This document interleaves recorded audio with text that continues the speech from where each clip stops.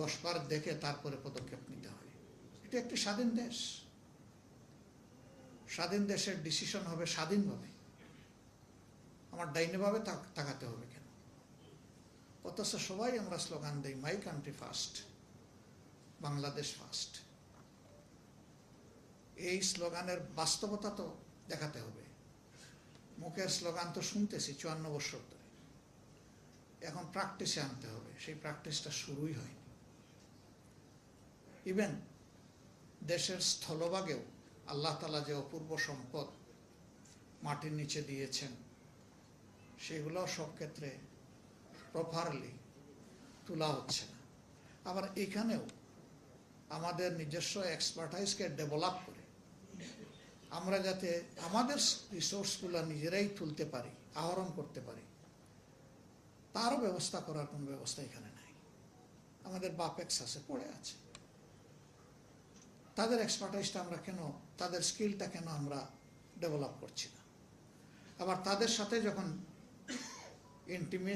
Intimate অ্যাটমসফিয়ারে কথা বলার সুযোগ হয়, তখন বলা হয় যে আমাদেরকে তো ফ্রোজেন করে রাখা হয়েছে, যেটুকু আমাদের স্কিল আছে এটাও তো ইউটিলাইজ করতে দেওয়া হচ্ছে।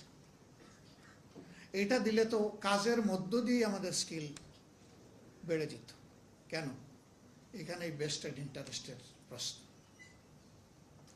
Alternate energy, save energy, green energy এখন দুনিয়ার উন্নত দেশগুলো প্র্যাকটিস করে। তারা লিকুইড এবং গ্যাসিয়াস এনার্জির যে রিসোর্স, এটা থেকে তারা বের হয়ে আসতেছে। একদিকে এনভায়রনমেন্টাল পলিউশন থেকে তারা বাঁচতেছে, আরেকদিকে পরনির্ভরশীলতার জিঞ্জির তারা ছিন্ন করে ফেলতেছে। আমাদের দেশে হচ্ছে না। কেন হবে না? ওই এখানে ঘুরে ফিরে সিন্ডিকেশন, পলিটিক্যাল সিন্ডিকেশন। যতগুলা বড় সিন্ডিকেশন দেশে হয় আমাদের দেশে, সবগুলার পিছনে রুলিং পার্টি যারা, তাদের হাত থাকে। অতীতেও ছিল, এখনো আছে, তার কোনো পরিবর্তন হয়নি। এনার্জিতে এখন হাহাকার। তেল আছে শুধু সংসদে, বাংলাদেশে নাই। সংসদে যখন ইনকামবেন্ট মিনিস্টার কোনো বিবৃতি দেন অথবা সরকারি দলের ট্রেজারি বেঞ্চ থেকে কেউ কথা বলেন, তখন মনে হয় যে তেলের উপর বাংলাদেশ ভাসছে। শুধু কিছু অসৎ চুরচুট্টা মানুষের কারণে আমরা সমস্যায় পড়ে গেছি। এবং এটাও বলা হয় যে আগের থেকে তেলের যে স্বাভাবিক চাহিদা ছিল, ইরান ভার্সাস ইসরায়েলের এই যুদ্ধ বাঁধার পরে এখন এই চাহিদা অনেকে বাড়াই দিচ্ছে। আচ্ছা, ভালো কথা। তো চাহিদাটা পূরণ করবে কখন? যাওয়া আসা আপনারাও করেন, আমরাও করি। আমি রাত্রে 3টার দিকে একবার এই শহরে ঘুরালাম। ভাবলাম যে দিনের বেলা বোধহয় এই কিউগুলা হয়, গাড়ি ঘোড়া, মোটর বাইক, এগুলার। দেখি রাতের দৃশ্যটা কিসের সাথে কি, দেখি সেম এন্ড সিমিলার। ওখানে শুধু মোটরসাইকেল একটু কম দেখলাম, কিন্তু গাড়ির কোনো অভাব দেখলাম না। কিলোমিটার্স আফটার কিলোমিটার্স একের পিছনে আরেকজন লাইন দিয়ে দাঁড়ায় আছে, স্টিল হুইলগুলো মুভ করছে না। কার এমন গরজ লেগেছে 5 ঘন্টা, 7 ঘন্টা, 8 ঘন্টা কিউতে দাঁড়াইয়া এখান থেকে বাড়তি তেল নেবে? তার ডিমান্ডটাই পাচ্ছে না। একদিকে এই দৃশ্য, আরেকদিকে চুরাই বাজারে 2.5 গুণ দামে, আবার 3 গুণ দামে সেই তেল আবার বিক্রি হচ্ছে। এরা কারা?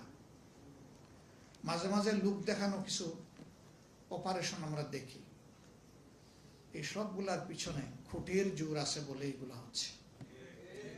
মড়ার উপরে খাড়ার ঘা। বাইরে থেকে 3 গুণ 2.5 গুণ দামে যে তেল কিনতেছেন, টাকা তো যাচ্ছেই পকেট থেকে। বাড়তি ওই তেলের সাথে বেজাল কি মিশিয়ে বিক্রি করতেছে তাকে জানে। এবং অনেকেই এখন কমপ্লেন করছেন, তেল তো বললাম, গাড়ির তো চাকা ঘুরে না। একদিকে মানুষের পকেট কাটা হচ্ছে, আরেকদিকে এই মানুষগুলোর সম্বলগুলোকেও ধ্বংস করে ফেলা হচ্ছে। কৃষিতে 18% ডিমান্ড। আমাদের ডক্টর মিজান সাহেব তার এখানে যে কৌশলপত্র তিনি পেশ করেছেন, বলেছেন যে এটাকে অগ্রাধিকার দেওয়া। আসলে একটা সমাজ চলতে হলে 3টা ইন্ডাস্ট্রিকে ইকুয়াল এমফেসিস দিতে হবে। সেটা দেশ এবং জাতির অবস্থার উপরে নির্ভরশীল। আমাদের দেশ কৃষি নির্ভর এখন, এটা পাবে 1 নম্বর এমফেসিস। 2 নম্বর আসবে ইলেকট্রোমেকানিক্যাল ইন্ডাস্ট্রি। এগ্রোবেসড ইন্ডাস্ট্রির পরেই আসবে 2 নম্বরে ইলেকট্রোমেকানিক্যাল ইন্ডাস্ট্রি। আর এই দুইটাকে আকাঙ্ক্ষার আলোকে, প্রত্যাশার আলোকে মানসম্মতভাবে যদি এখান থেকে সার্ভিস নিতে হয়, তাইলে এই দুইটার উপরে যে ইন্ডাস্ট্রি, এটা হচ্ছে হিউম্যান রিসোর্স ইন্ডাস্ট্রি।